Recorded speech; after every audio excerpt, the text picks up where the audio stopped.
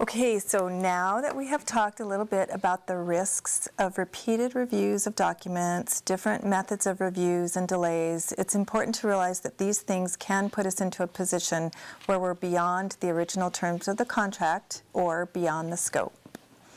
And when we talk about managing the scope, we're really talking about how the contractor will fulfill the statement of work. Now, Chris, what would you say are some of the most common challenges to staying within the scope of the contract, and what solutions can you share with us? Well, thanks, Cathy.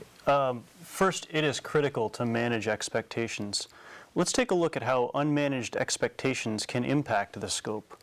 I find it useful to use a two-phased analysis. The first question is, what did we ask of the contractor? Is what we asked within the scope? And the second question that can be helpful is, did they do it? If not, what are we going to do? I think we've all heard, different scenarios come up. One I've heard repeatedly is a specialist who says, well, the contractor didn't know anything about the section. They really didn't do a very good job, and I ended up having to rewrite the whole thing. So using those couple of questions, the first question comes to mind is, what was the contractor's role in the document? What did we ask them to do? Often we hire contractors in the RMP process, for example, to support our skills and not to replace them. So when a biology section comes into the BLM for review, it's good to remember that it was probably written by somebody that is a well-qualified biologist as a contractor, but may be unfamiliar with the planning area in the same level of detail as the BLM specialist. And that's part of the point. The contractor staff is going to use the information available. Most of that information is provided by the BLM in order to do the best job they can. This does illustrate the importance that we need to provide the best information we have, and we also need to convey specifically what we want in that section to the contractor. As a reminder from Broadcast 1, pursuing a contract does not eliminate our responsibility for either the data or the decision and the analysis. Another consideration in that scenario, that specialist may or may not have even been consulted on the statement of work. If he or she was, maybe what they wanted to see in there was pared down, maybe a management decision changed it before it went into the contract, or maybe it really was misinterpreted. As you can see, for any number of reasons, the contractor's expectations and the specialist's expectations may differ a lot. This can result in the specialist being unhappy with the work, which may conform to the terms of the contract, but still not be what he or she wants to see. This is definitely an issue for the BLM management team to have as far as an internal discussion first. As a note to the specialist, when developing the statement of work, be very clear about what you want to see in that contract, why it needs to be there, and how it really helps the analysis. As a note for the project managers, this illustrates the importance of getting good input from specialists about what needs to go in that statement of work, and maybe not just relying on a cookie cutter from another project. So another topic related to scope, one of my favorite subjects is managing the schedule. And what can you tell us about that fellow that we refer to as the timeline creep? The timeline creep. So there's an easy assumption that since the contractor works for the BLM and not the other way around, they're on our schedule. It's helpful to remember that when we negotiate and sign a contract, we're committing to the terms, including the schedule in that statement of work. So when we delay the getting materials to the contractor, that really does have a ripple effect. And those ripple effects can be cumulative.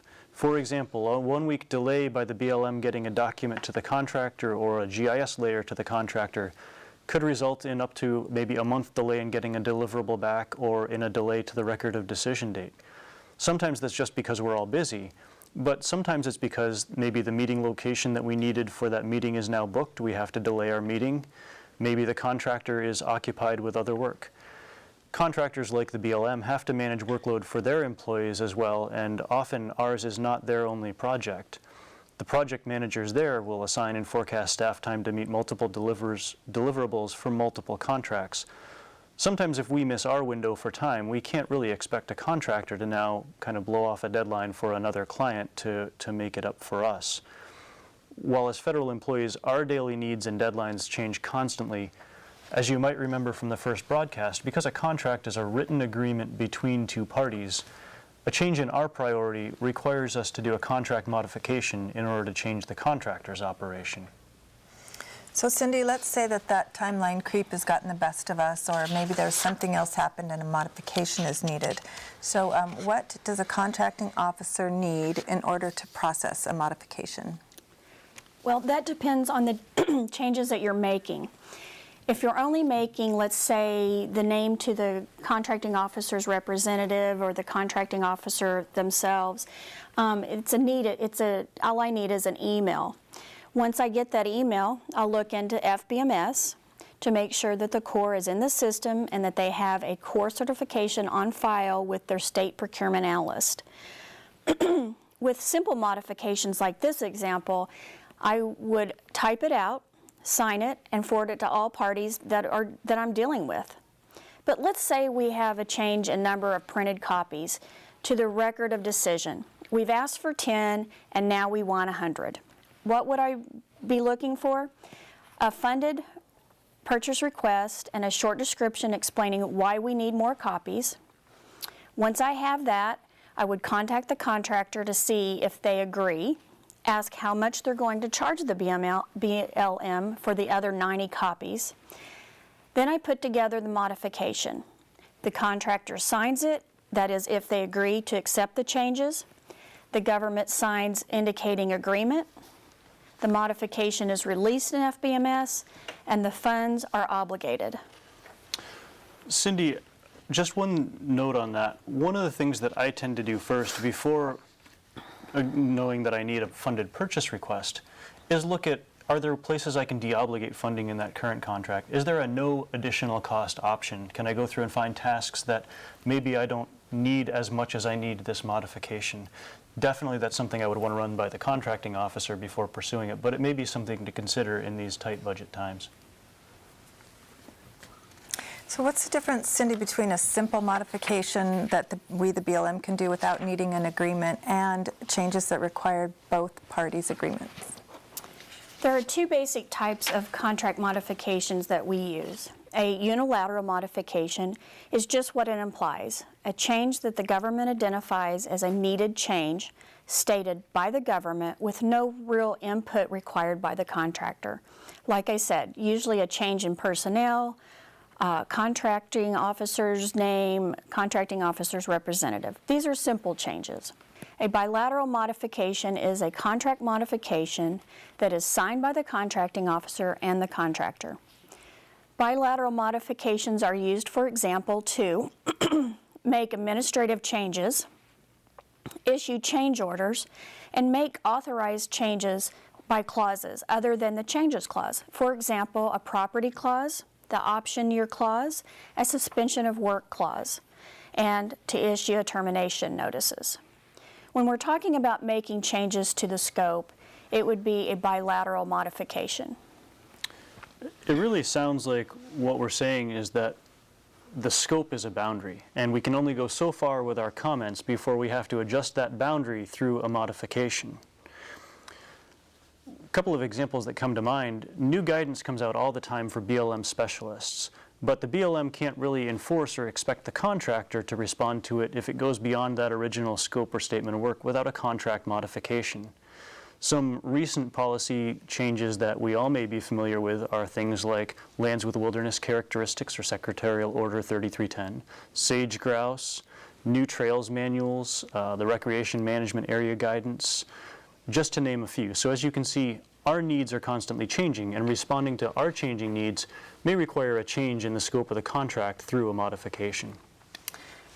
You're so right. Things are always changing. And we're never going to intentionally ask for something that doesn't meet our needs. However, we may fail to clearly articulate what those needs are or what we require to meet those needs. And as you've said, our needs may change for reasons beyond our control.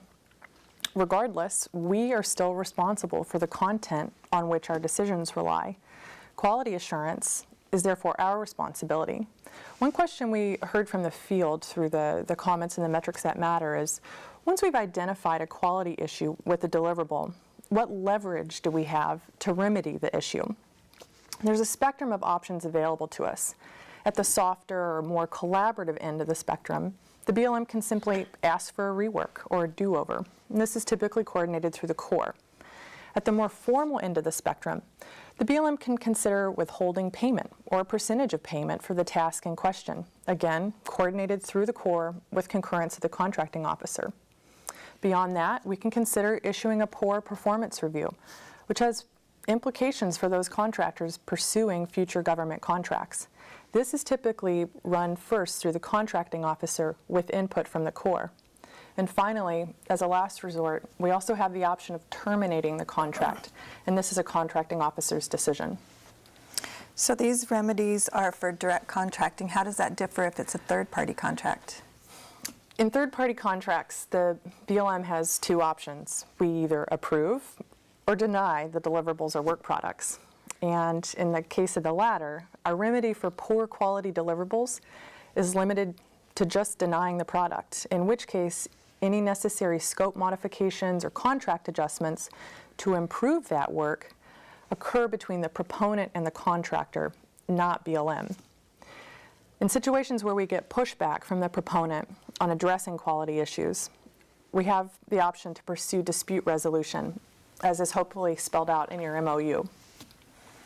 So to summarize what I heard on scope, some of the things I'd like to highlight is Chris suggested to ask yourself, what did we ask of the contractor in the statement of work? And then ask yourself, did they do it? And if not, what should we do? The other thing was specialists should help write the statement of work, and even if they don't, they should have a copy of the statement of work and refer to it throughout the contracting process. I think it's a good reminder that we're agreeing to both the products and the timelines. And then Cindy talked about the difference between unilateral and bilateral modifications and how she processes them. And then if we're not satisfied with the product, of course, considering the scope in the statement of work, then Molly mentioned the 4 remedies we have for direct contracts. And as she mentioned, that was one of the questions we got.